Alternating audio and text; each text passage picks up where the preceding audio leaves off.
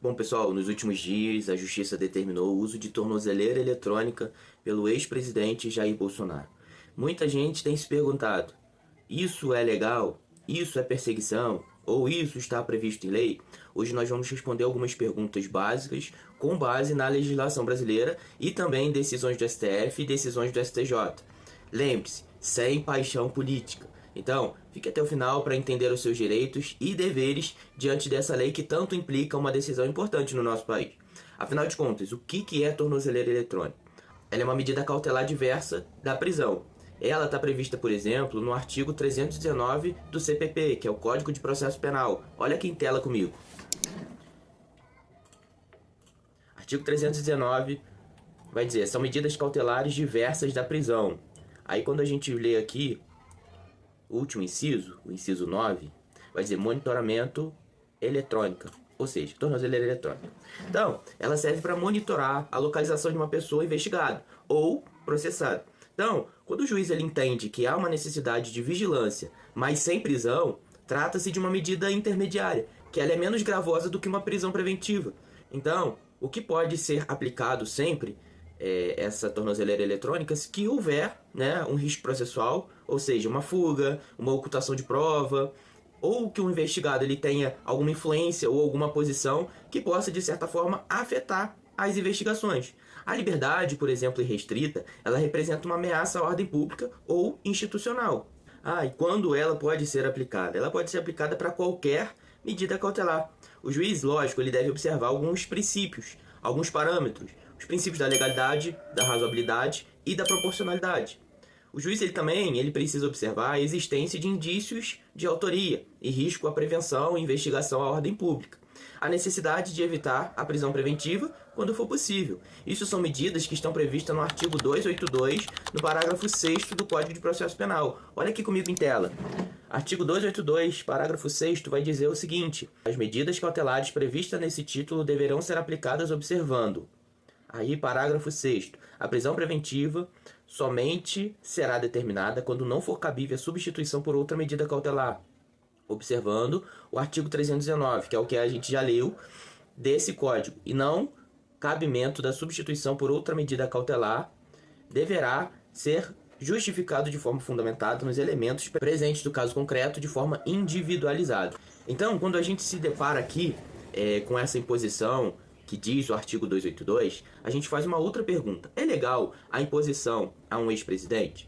A Constituição Federal ela não confere imunidade especial ao ex-presidente em relação a medidas cautelares. Então, se há uma investigação criminal em andamento e a autoridade judicial ela entender que há um risco qualquer ao cidadão, ela pode ser submetido a monitoramento eletrônico. Então, o STF ele já autorizou a tornozeleira eletrônica, por exemplo, a outros parlamentares, como é o caso aqui do senador Delcídio do Amaral, o habeas corpus 132-205. Olha comigo em tela aqui, para você entender. Delcídio do Amaral Gomes foi preso no dia 25 de novembro pela Polícia Federal sob investigação, sob acusação de tentar dificultar as investigações da Operação Lava Jato. A prisão do líder de governo filiado ao PT do Mato Grosso foi autorizada pelo ministro do STF, Teori Zavascki. No mesmo dia, uma votação aberta, os senadores decidiram por 59-13 a uma abstenção por manter a prisão. Aqui está o site, né, caso queiram pesquisar mais sobre o caso específico. E aqui também está um candidato do PT, para a gente mostrar um pouco mais da imparcialidade, né, da nossa fala, inclusive. Então, quando a gente se depara aqui do caso Bolsonaro, a tornozeleira eletrônica ela foi determinada pelo contexto, né, da Operação Tempus Veritatis, que investiga suposto plano de golpe de Estado. O fundamento do ministro foi a manutenção do monitoramento para assegurar que o investigado ele não fuja do país, porque ele já tentou entrar em embaixada, o que de fato levantou suspeita, né? Foi também para garantir que o investigado respeite as demais medidas impostas, como por exemplo a entrega do passaporte, a proibição de contato, né, com outros envolvidos, evitar a comunicação indevida com outros investigados, porque Bolsonaro ainda ele possui forte influência política e social. Então isso pode afetar o curso da investigação. Bolsonaro está sendo investigado por suposta participação em um plano de tentativa de golpe de Estado, que envolve fraude em documento, né, que a minuta de decreto do GLO diz a respeito disso, incitação sobre instituições democráticas, sobre possível articulação com militares e civis também. A medida ela foi determinada por Alexandre de Moraes, que é o relator, né, do STF desse caso. Moraes ele entendeu haver alguns elementos que justificam esse monitoramento contínuo, né? Por isso, esse risco à ordem e investigação e à ordem pública também. Então, nós precisamos observar que esses fatos, legalmente, eles configuram risco à ordem pública. A instrução criminal, por exemplo, a eventual reiteração delitiva, o que justifica o que nós já lemos no artigo 282 do Código de Processo Penal. A imposição de medidas cautelares diversas dessa prisão, como a tornozeleira eletrônica. Então, para a gente finalizar esse vídeo, o que diz a jurisprudência, por exemplo, em relação a essa questão? O STF e o STJ, ele tem decidido que a tornozeleira eletrônica ela é constitucional, desde que siga alguns elementos. Desde que ela seja bem fundamentada, né? Desde que ela seja necessária para a investigação, né, do processo, proteger ou prevenir, por exemplo, a fuga. Não haja nenhum constrangimento ilegal. O habeas corpus 545, 548 do STF, do STJ, aliás, a imposição de monitoramento eletrônico ela deve ser, né, observada e baseado em elementos concretos.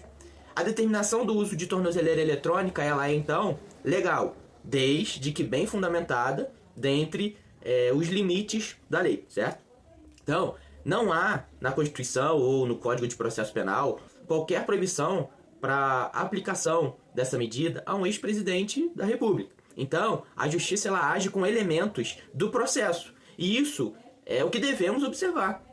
Se a decisão ela é motivada, se ela é proporcional, se ela é ilegal, a decisão ela está documentada, a decisão ela está fundamentada, e ela se baseia em fatos públicos da investigação criminal que está em andamento. Assim entende os juízes do nosso país. Portanto, do ponto de vista técnico e jurídico, não há constrangimento ilegal ainda que se trate de uma medida incomum para um ex-presidente da República. Gostou do conteúdo? Se inscreva no canal e ative as notificações para mais análises jurídicas imparciais. Conto com você, conto com a sua participação e conto também com a sua ajuda na propagação de um conteúdo sólido.